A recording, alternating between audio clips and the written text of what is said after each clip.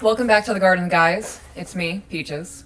This is going to be the first episode of a subcategory, I suppose, of the garden called the Black Rose, where I am going to be focusing on murder mysteries that involve women. First episode is going to be about Gypsy Rose, and I'm going to put this into two separate parts. First part, we're going to go over the past, the history of Gypsy Rose, kind of touch on her mother, Dee Dee, and then we're going to lead into her relationship with Nick Godejohn up until the point to where they decide that they are going to kill her mother. From there, the second point, we'll lead into the murder and then talk about their interviews because their interviews are absolutely wild to watch. I have my little Kindle scribe here because I made a plethora of notes that I just cannot memorize, and I would rather be accurate with my information versus just spewing what I think I remember. So, of course, before we jump into Gypsy Rose, we need to talk about her mother, Dee Dee. Her real name is Claudine. She was not born Blanchard. She was born Pitre, I believe, is how you pronounce that. And of course, we will never know what happened in Dee Dee's past. Parents will never willingly admit to abuse or neglect. So there is not a lot on Dee Dee's childhood known to the world. What we know is what her family has come out and said after the fact. We do know that she grew up lying a lot. She would steal from her parents as payback for not getting her way. She was writing bad checks. She committed credit card fraud, petty theft, and she also stole $3,000 to $4,000 from her father. A lot of people like to compare Dee Dee to her mother, who I believe is named as Emma. I do have it in my notes somewhere down the line. Emma also led a life of petty theft, lying, stealing money, check fraud. So they do like to compare the two in a sense. Into Dee Dee's adulthood, she was noted to be very manipulative. She was a smooth talker in sorts. She knew how to get her way, and she knew how to talk her way out of things. She met Rod mid-90s. There was really no clarification on when they met. Rod was 17 years old. Dee Dee was 24. They dated for about 6 months before she became pregnant with Gypsy and gave birth to Gypsy on July 27th in 1991. Shortly before Gypsy's birth, Rod had turned 18, and he woke up on his 18th birthday and he was just kind of pondering his life. He was like, what am I doing here? Why am I with this woman? He had the realization that he wasn't really in love with her, that she became pregnant while they were dating, and he felt he had to marry her to do the right thing. He woke up and decided to leave. So, towards the end of 91, they move in with Dee Dee's father and stepmother. So I'm not sure how long they're living there for. At some point, Dee Dee's mother becomes ill. Dee Dee volunteers to take care of her mother because she's a certified CNA. Some rumblings started happening within the family on Dee Dee's treatment of her mother, Emma. Emma passes away June 9th, 1997 at 11:47 a.m., and that is all that we know about Emma's death. There was no autopsy done. At least there was no autopsy report that I could find. And they started speculating that as a form of punishment, Dee Dee was slowly starving her mother, and she eventually passed away from that. After her mother passed away, Dee Dee's stepmother, Laura, became ill. And she was bedridden for 9 months. Everybody thought that she was terminally ill, that she was not going to bounce back from this, that they were counting the months that they had left with her. And then Dee Dee moved out. Dee Dee and Gypsy moved to Springfield, Missouri, I believe, or it was Aurora, Missouri before they went to Springfield. And after Dee Dee left, Laura made a miraculous recovery. She was fine again. The reason that Dee Dee and Gypsy moved out of her father and stepmother's house is because there were accusations of Dee Dee's treatment of Gypsy not being that of a good mother. And then people also started speculating that Dee Dee was poisoning Laura with Roundup. Can't be proven. It was just pure family speculation. They also had a lot of talk about how filthy of a person Dee Dee was. There weren't really any claims of she was a hoarder, but she really did not live very well. Dee Dee's father, Claude, said that Dee Dee was an okay daughter growing up. And he feels, after what has happened with Gypsy and everything coming to light, that she got what she deserved. Because of Dee Dee's actions in life, nobody wanted to claim her ashes after she passed away, so they ended up flushing her down a toilet. When I read that, I was kind of flabbergasted. I get it, though. I have a friend who has her uncle's ashes in the trunk of her car because nobody in her family wants to claim him because of the foul shit he did in his life. I couldn't imagine just waking up one day, finding out a family member has done decades of child abuse to their child, and then being handed their ashes and be like, okay, figure it out. So that was just some background on Dee Dee, the things that were said about her, the speculations about what she could have done to her mother and her stepmother. She has a history of just being known for not being a good person. So now we're going to dive into Gypsy's medical history. So starting at 3 months old, Dee Dee claimed that Gypsy had sleep apnea. So at 3 months old, she started sleeping with a breathing machine. I'm not sure what the age was, but Rod confirmed that she had a feeding tube placed while she was still an infant. And every fever that Gypsy had was a trip to the hospital. Dee Dee was absolutely worried that she was going to die, she was going to overheat, and wouldn't be able to bring the fever down. And that was the first steps of a very long history of hospital trips, surgeries, in my view, overreacting, and a lot of overprotectiveness. In 1996, at 5 years old, Gypsy falls off of her grandfather's motorcycle, scrapes her knee. Dee Dee has an absolute meltdown.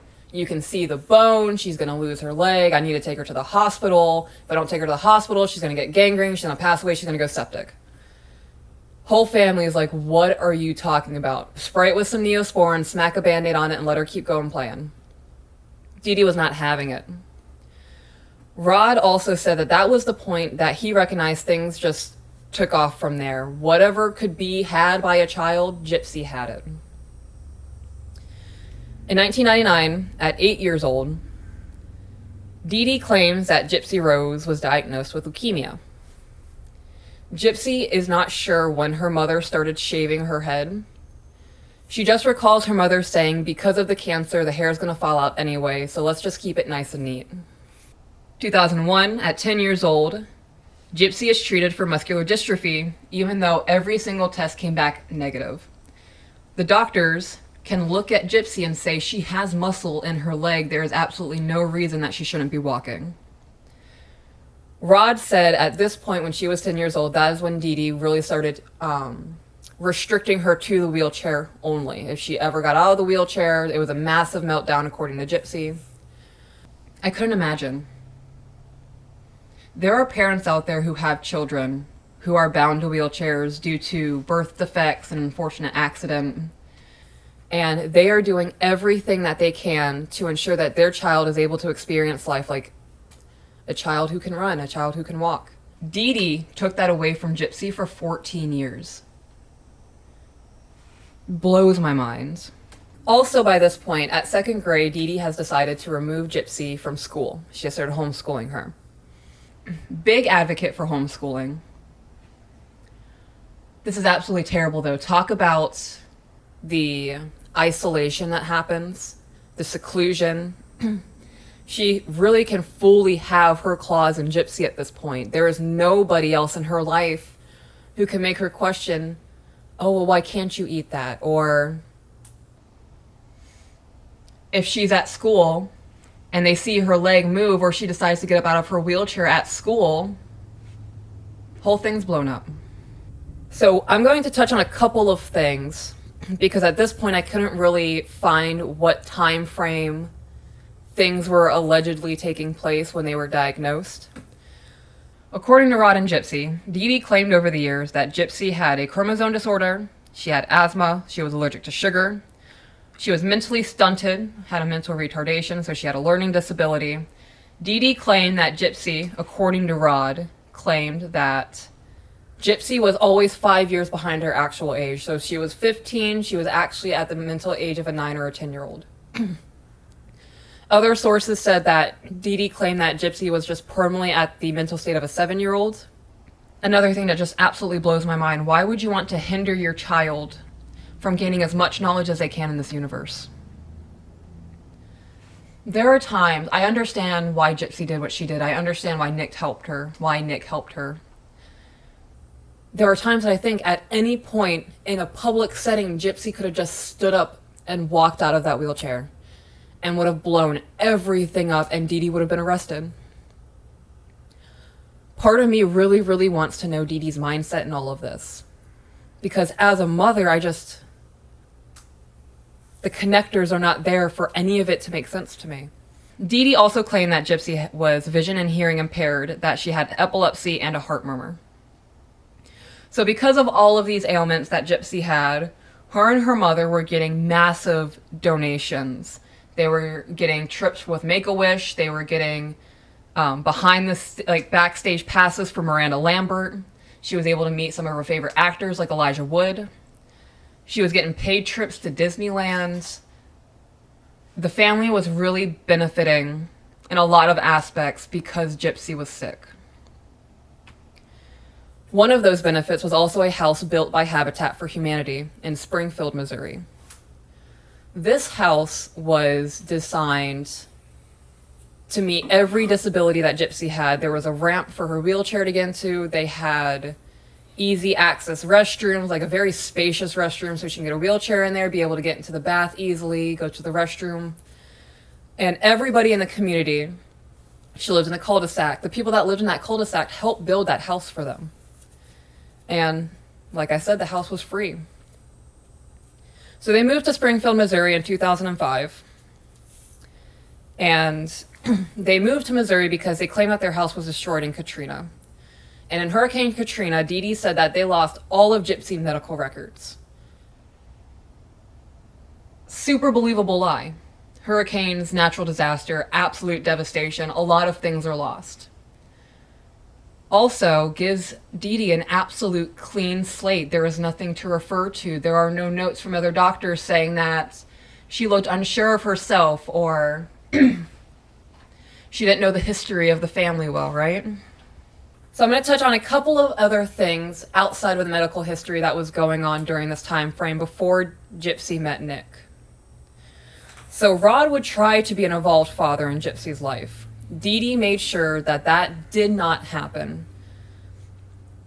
Rod would try to call for birthdays, he would try to visit her every once in a while, and Dee Dee would shut it down majority of the time.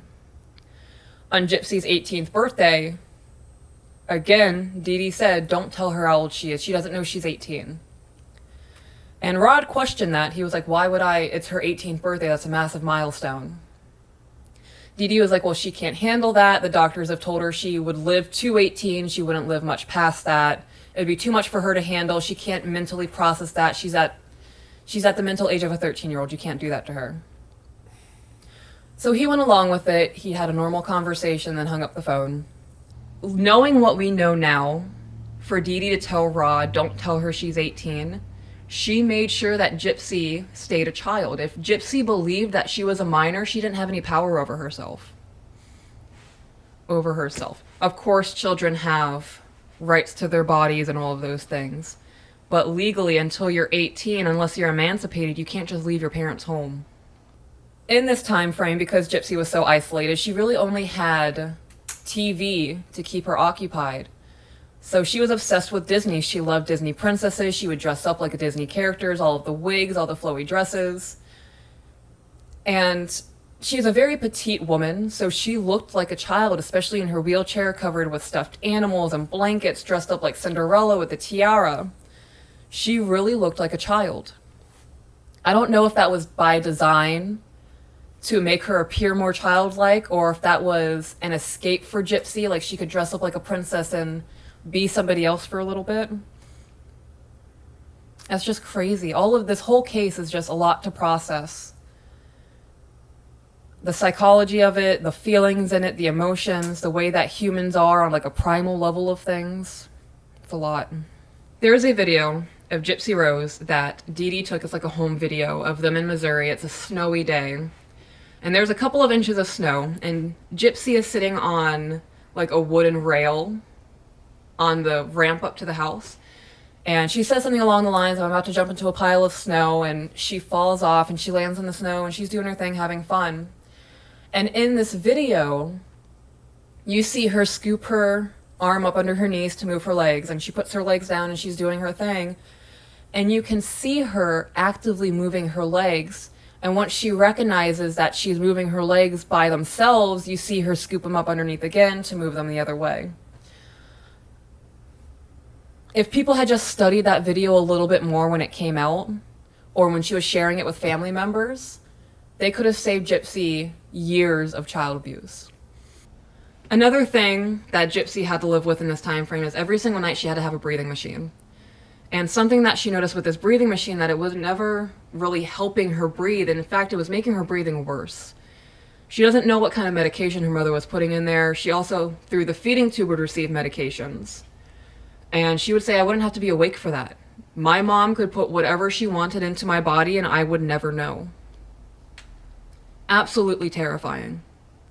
A direct quote from Gypsy was, I really wouldn't even have to be awake, so she could put whatever in my body and I wouldn't even know. I was pretty close to that. Between 2005 and 2014, Gypsy had over 100 hospital visits.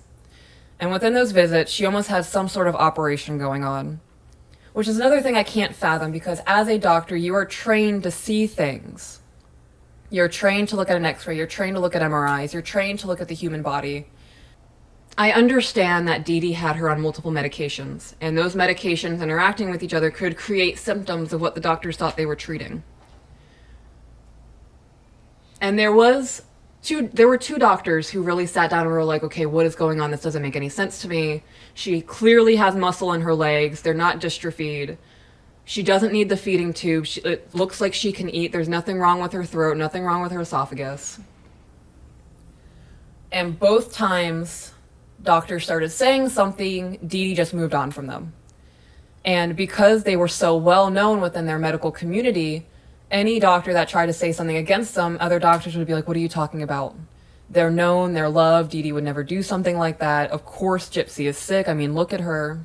Of course I'm not a doctor. As a doctor though, I would question looking at the medication she's on.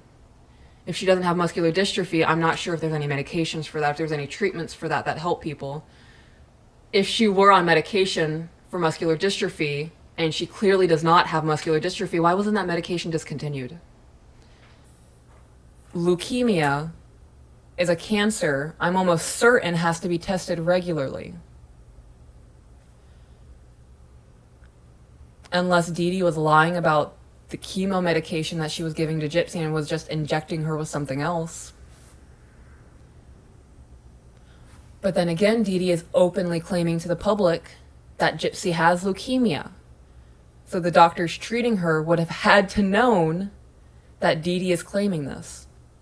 It would have taken, I'm sure, a couple of simple tests, to determine whether or not Gypsy had leukemia. Whole thing is just crazy. And I keep saying that because it's a lot for me to process. Not crazy in the derogatory term. It's how does one process this information presented to them, because this is a real life situation. At these doctor visits, Gypsy always had some sort of doll with her, a stuffed animal, some sort of comfort creature like a child would have. So in 2014, Gypsy is, I believe she was 23. So she was between 20 and 23 at this point in 2014 when she's still actively going to the doctor. She would bring the stuffed animals, bring a doll, something to help ease her anxiety. And while they were at these doctor appointments, where's the quote? While they were at these doctor appointments, quote from Gypsy said that Dee Dee told her to just stay in the wheelchair, be calm, play with your doll, and don't move your legs. Mind-boggling. As a child, you know, you love your mother. You want to do what your mother says. You know your legs work. You know that you're able to walk around. In the Hulu series, The Act, they depict Gypsy getting up at night and walking around and having secret night snacks and drinking soda and whatnot. Gypsy, I don't think, has ever clarified on whether or not that's actually happened. Speculating it's true, though, she's up walking around at night and then going to all of these doctors and lying about the fact that she needs the wheelchair. There has to be an underlining fear of my mother is going to kill me. My mother is going to do something. There has to be some sort of physical threat there for her to be so absolutely terrified that she can't just get up and walk out of the chair in front of people. Another thing that's happening during this time frame, a lot of publicity, a lot of photos being taken, a lot of videos. Like I said, they're doing Make-A-Wish, they're meeting Miranda Lambert, Elijah Wood. These are big deal events. And every photo, every video, every interview, Dee Dee is touching Gypsy in some sort of fashion, holding her hand, resting her hand on her shoulder. There's some sort of physical contact being made. And at the time, it appeared to be a loving mother-daughter relationship. Oh, Dee Dee is so attentive. She's making sure she's near her in case she's having a seizure or she needs her EpiPen. Now looking back, knowing what we know and diving the psychology, we can't really deep dive the psychology of Dee Dee because there's not much known about her thought process besides what we're told was happening. Talk about a form of control. Any moment that Gypsy starts saying something that Dee Dee didn't like, she could squeeze her hand. Or she could just some sort of pressure on her to let her know, stop talking. Absolutely wild. As a mother, I couldn't imagine being that controlling, that overbearing. I want my children to be their own individual people. I love seeing our children discover new things and get excited about new things. I want to try this, I want to try that, and want to be a gentleman, and want to be a lady and be the best version of themselves. To suppress that, to satisfy the Munchausen by proxy need, like, talk about the sacrifice being made. You are literally sacrificing your child's life to satisfy a mental illness. And I wonder if she even recognized, I'm meaning Dee Dee, if she even recognized that she was mentally ill. So over these multiple doctor visits, like I said, there were procedures being done. Some of those procedures involved gastrointestinal operations, eye procedures, and the removal of her salivary glands. I actually had to Google that. I didn't know you could remove salivary glands. Salivary. There are 3 major salivary glands within the human body, and then there's, I believe, 600 to 1,000 smaller or minor ones within the body. So even with her major ones removed, from my understanding in the Google research I did, the 600 to 1,000 is enough to continue to produce saliva within the mouth for eating, speaking, all of that. In all of this, Gypsy said the only thing that she knew was a lie was that she needed the wheelchair. She believed, well, that and eating, she knew that she could eat. She believed everything else. She believed that she was an epileptic. She believed that she had leukemia. She believed that, she was mentally slower than other people. Talk about the power of word. Her mother is telling her all of these things, and of course, medication. Gypsy believed all of it, though. She believed that she was not as mentally capable as everybody else her age because that's what her mother was feeding to her. I firmly believe breathing encouragement and love and laughter and light into our children. I never want to be the reason that my child looks at themselves in the mirror and say, I am not worthy enough. I can't do this. I can't do it because I'm not as smart as everybody else. I can't do it because I'm stupid, whatever it is. And in regards to the feeding tube that Gypsy had, like I said, Rod said that the feeding tube was installed when she was still an infant. And Gypsy said that it had to be changed every 6 months. In The Act on Hulu, towards the end of Dee Dee's life, she became a little bit more negligent towards those kinds of things, like the changing of the feeding tube. And in the show, it wasn't looking good. Gypsy has never commented on that. I don't know if it's true that there was some sort of neglect towards the feeding tube. Just the thought of that's there to help get food into your body. the infections that could happen, the bacteria. Not something you want to overlook. So Gypsy said it had to be changed every 6 months and that it was a slightly painful procedure for her. It wasn't something she enjoyed doing. She said that there was no anesthesia for the change.